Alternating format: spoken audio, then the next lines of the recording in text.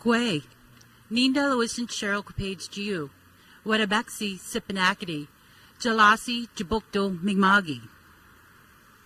I would like to now acknowledge that the Halifax Regional Municipality and this event is happening in Mi'kma'ki, the traditional and ancestral lands of the Mi'kmaq Nation.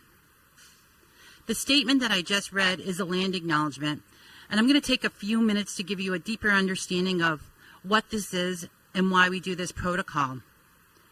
You just heard in my introduction the word Jalasi, and you may have seen it on some signs within Halifax here. In English, that means welcome. But in our Mi'kmaq language, which is a verb-based language, this word means so much more. It means that we have been waiting for you, that you are our honored guests, that you can have the warmest spot in our wigwam furthest away from the door. I like to explain this word out so people understand that it's so much more to our language and our traditions than just a single word or action. You may wonder why it's important to acknowledge the land at the beginning of an event or gathering. A land acknowledgement marks a small and important step in the process of reconciliation and building positive relationships with Indigenous people. By making a land acknowledgement, you are taking part in an act of reconciliation, honoring the land and Indigenous presence, which dates back over 13,000 years.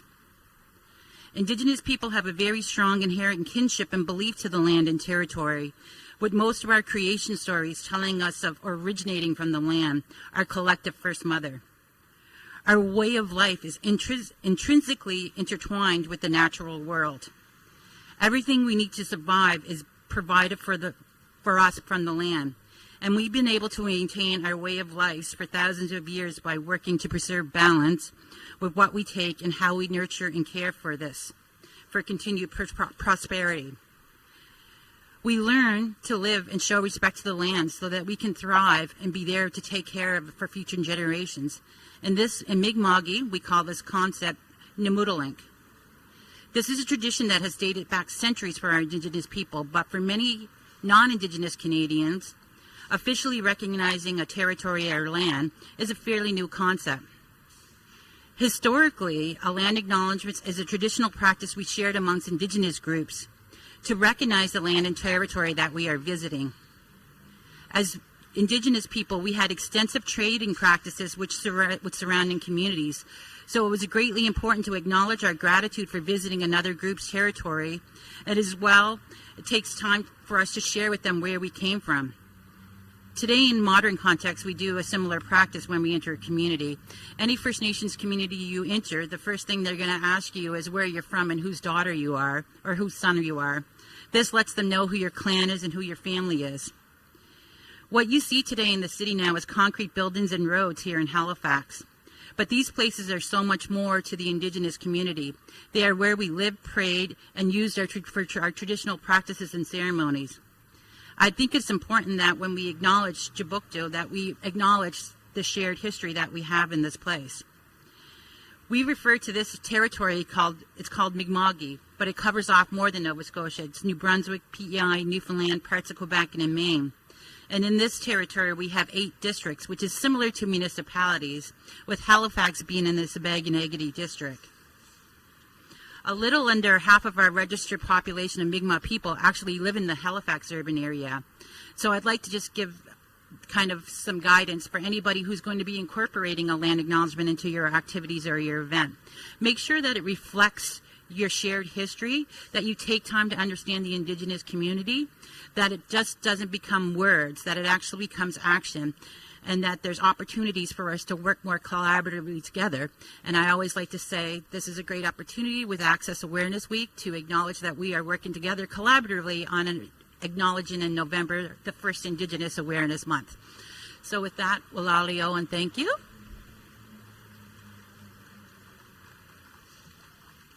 Walail and Cheryl.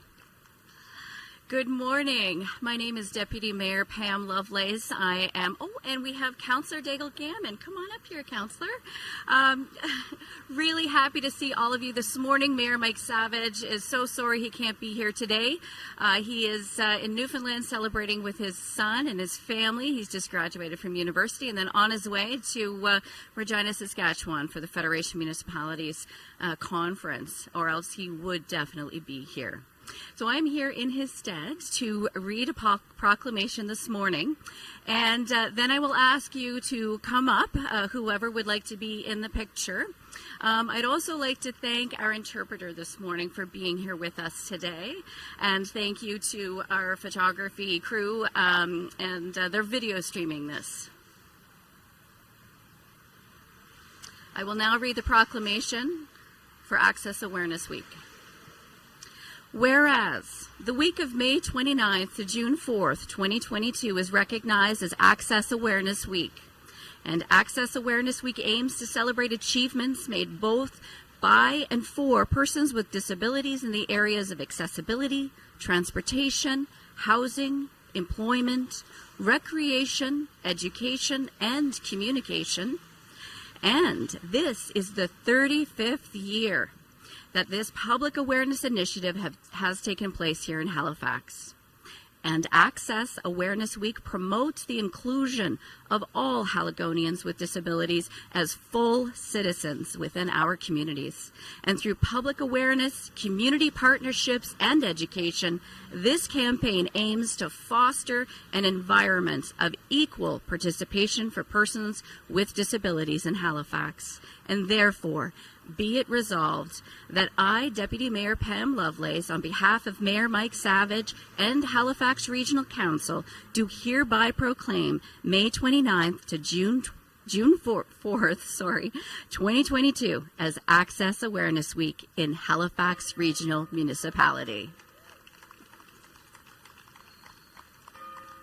Congratulations and thank you.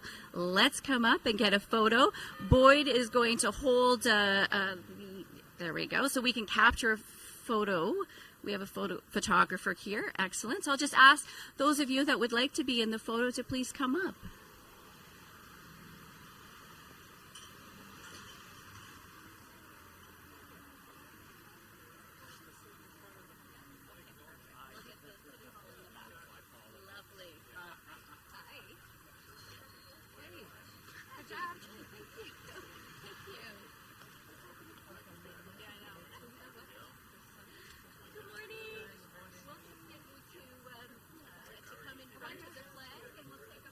With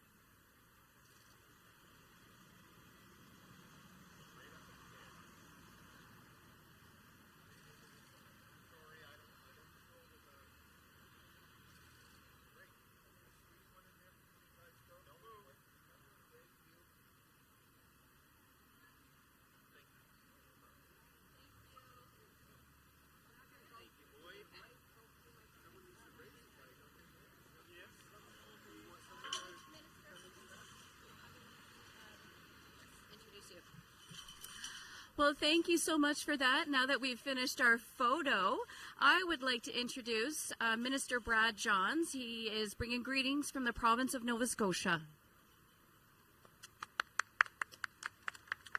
Thank you very much, Deputy Mayor. On behalf of the province of Nova Scotia, Premier Tim Houston, I'm pleased to join you here this morning to congratulate on reaching the milestone of the 35th Access Awareness Week, the longest running in Canada.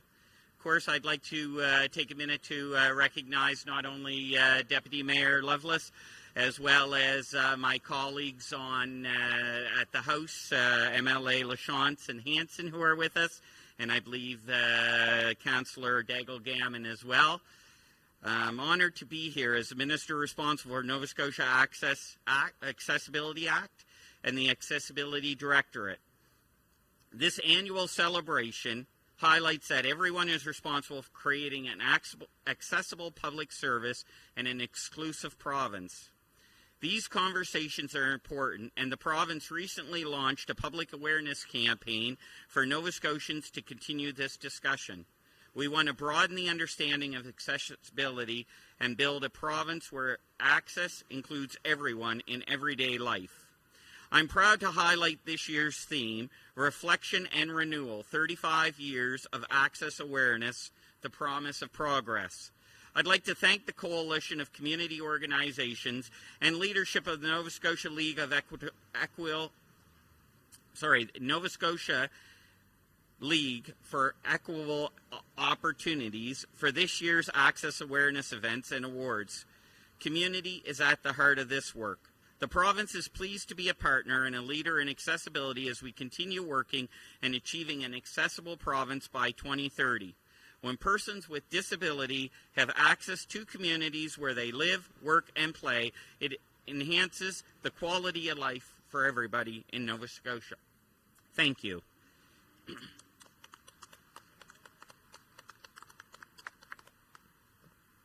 Thank you, Minister Johns.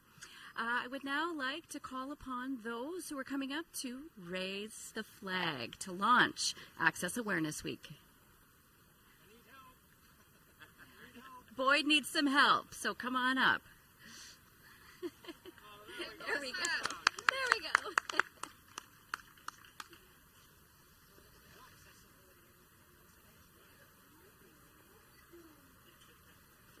There we go. Let me just move this out of the way.